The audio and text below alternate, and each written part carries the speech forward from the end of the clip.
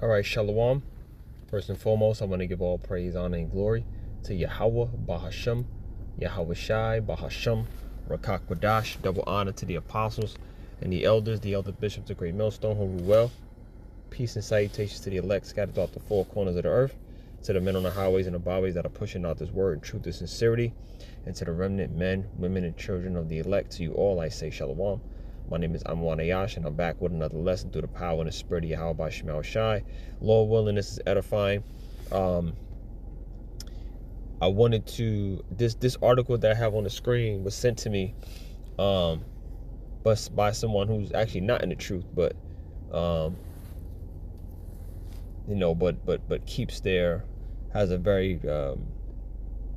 their eye to the political landscape and what's going on with this war, things of that nature. Obviously, not being in this truth doesn't allow them to link it to biblical prophecy or measure the times, but nonetheless, these are the type of articles that help us further explain, just gather more information as to, what's going on in these times. What are the events that lead up to all-out war, which will happen eventually? And I just wanted to highlight this and get into a lesson. I figured I could just hit the button and go ahead and go into this, because this is very telling, okay? Just in terms of the temperature, right, of these Americans, all right, and how they feel about their government, how they feel about the war.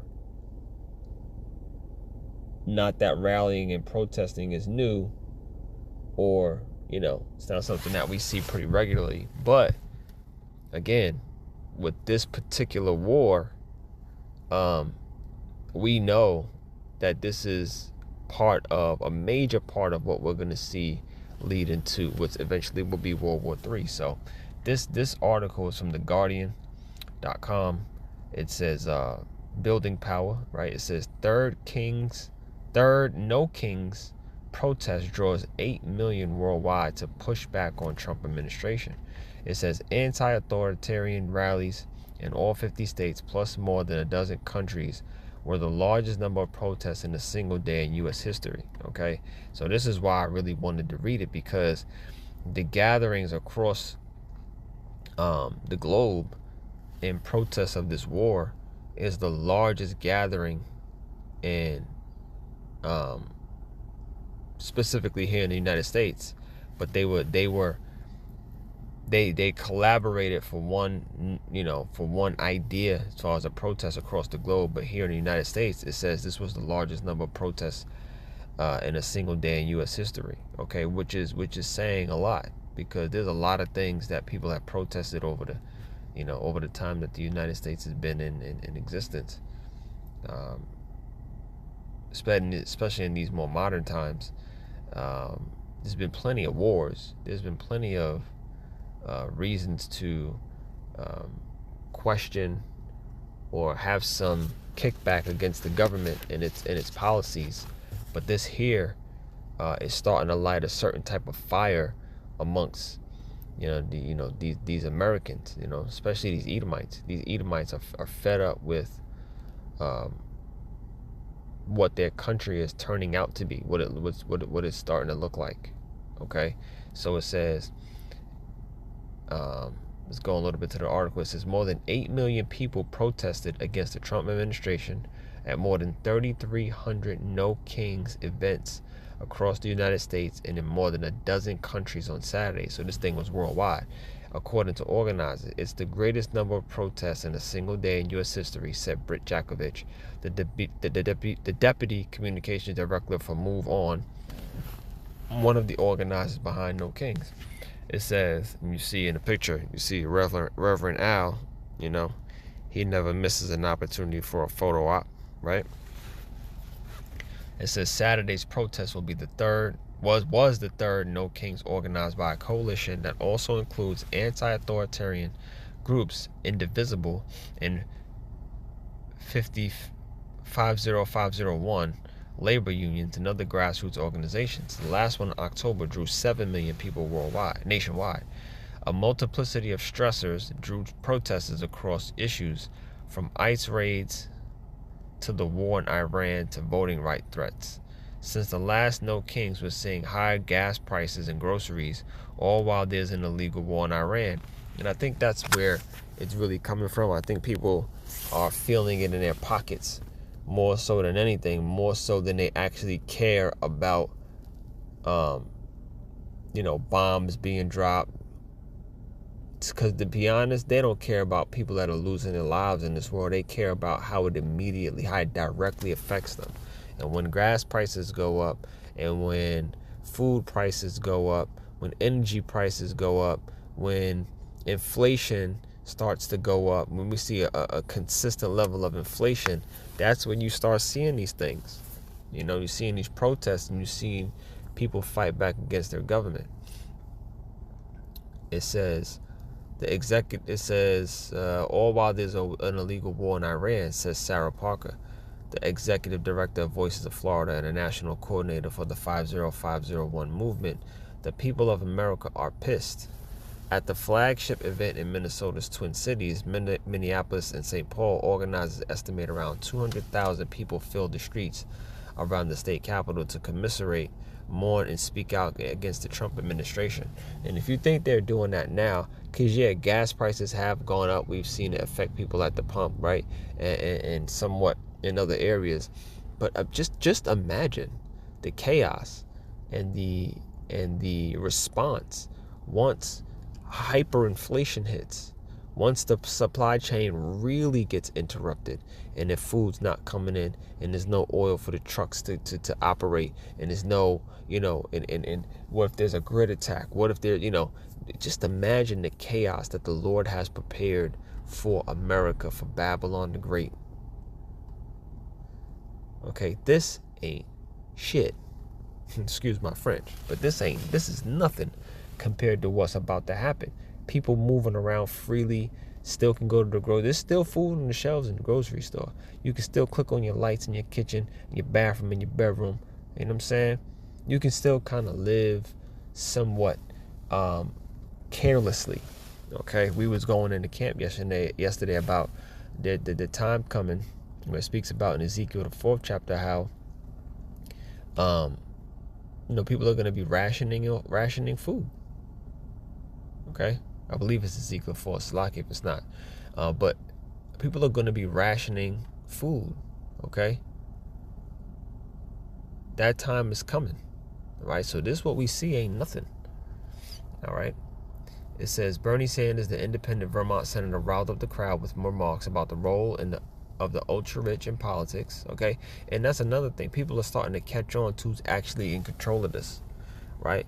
The secret societies, the illuminated ones, they're not so secret anymore, because of the internet and because the Lord made it so that the wicked shall be revealed, okay, in these last days. Okay, Esau's whole system is being uncovered. He's being made bare, as the scriptures say. All right, there's no more hiding behind, all of these other government officials, presidents.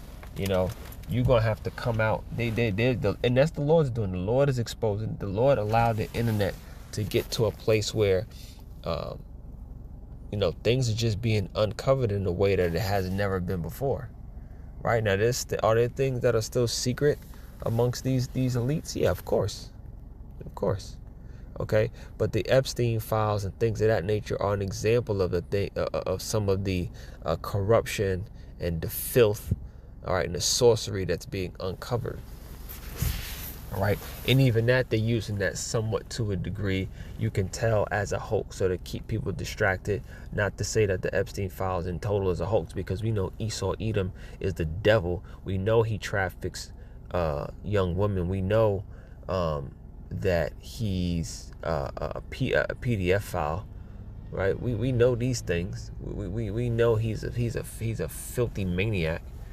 But at the same time, when things are going on in the world and they want to distract you, they know exactly how to do it.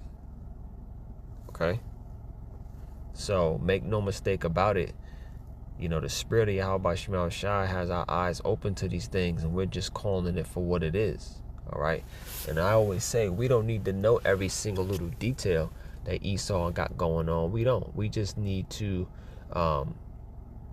you know, take these events, chew the meat, spit out the bones, take what we need, measure it up against prophecy, and warn the elect. All right. Stay prayed up and stay locked into the spirit, because that's where this thing is headed. All right. That's it for that one. And then there's another one that went into it. It says red flare for Trump. No kings rallies a show of political force. Okay.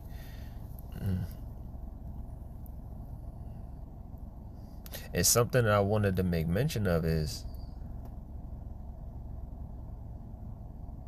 let me see. It says the left-leaning protests. Let me close this window here.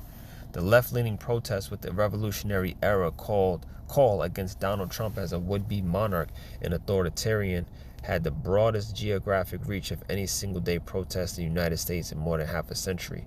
They included not only familiar precincts in New York and Los Angeles and Austin, but also communities in all 50 states and every congressional district, including rural and Republican areas. So people are really fed up with DJT, and they're fed up with their alliance with those Israelis because it's not benefiting the United States. They're calling it an illegal war. They're saying this does nothing, it has no benefit to the United States, and people are pissed off. People are pissed off, right? But we know that the scriptures say the least of the flock shall draw them out. So this is not even something that is necessarily Trump's doing. It is, but it's the will of Yahawashi ultimately. Okay, and we're watching prophecy play out right in front of our eyes. There's nothing that nobody can do about it. Not me, not you, not Esau, not any of these nations. They're all under the Lord's program. Okay, they do what the Lord says, nothing more, nothing less. Okay, we're not going to turn this into something that it's not. Okay, and make no mistake about it, it is going down out there. Okay, the Houthis just joined this war. Those people of Yemen, you know, they're stepping in, basically saying, hey, we not gonna let this hegemon, okay, this hegemony of corruption and evil continue. We're gonna take a stand against it, and we're gonna take back control of this region. Okay, over there in the Middle East, we're not gonna let the terrorism, okay, that y'all bring to this region continue on. We're going to put a stop to it now, and they're taking the stance, and what it seems like to me is ultimately they're going to have, the U.S. and Israel, they're going to have to back off for a while. They're going to have to, at some point, they're going to have to back off, okay, until shit really hits the fan and this turns into a nuclear war, right? At some point, because the Lord's doing that now. The Lord's drawing them in the valley of Jehoshaphat now. That's why they're talking about deploying all these different Marines, all these hundreds of thousands of Marines, and they're bringing them over there for possible boots on the ground situation. This is all happening right in front of our eyes. The Lord's drawing these nations over to the valley of Jehoshaphat. They're going to camp there, and they're all going to have the biggest war, the war to end all wars. All right. Let me get a quick precept.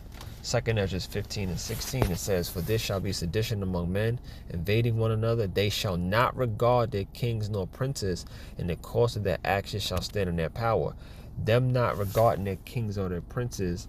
When you see this type of kickback, right, a no kings protest, a pushback against Trump administration, the reverence and the respect that people are going to have for presidents, mayors, police officers, any type of officials who stand in any type of authority seat, they're not going to regard these people. They're not going to regard any of these authorities when shit really hits the fan and it gets absolutely chaotic. It's not going to be a situation where you have respect, because it's going to be about survival at that point.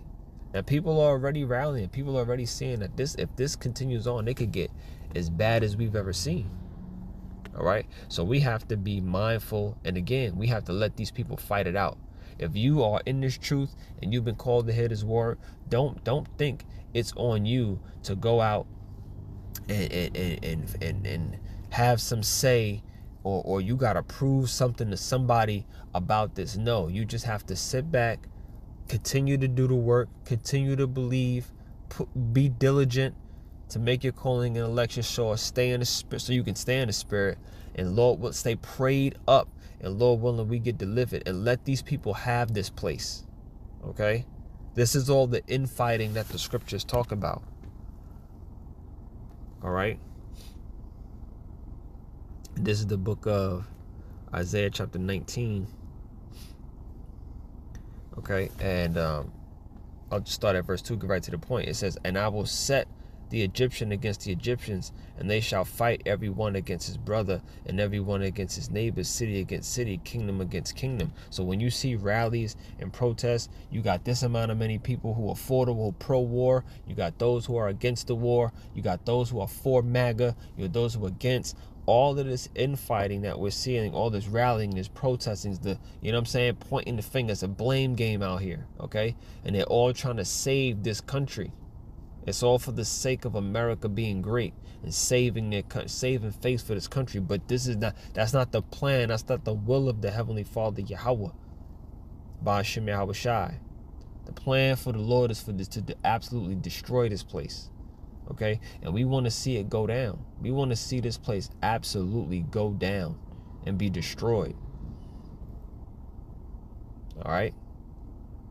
The last thing we want to see is this place recover, and that's not going to happen because it's not biblical. All right, it's not biblical.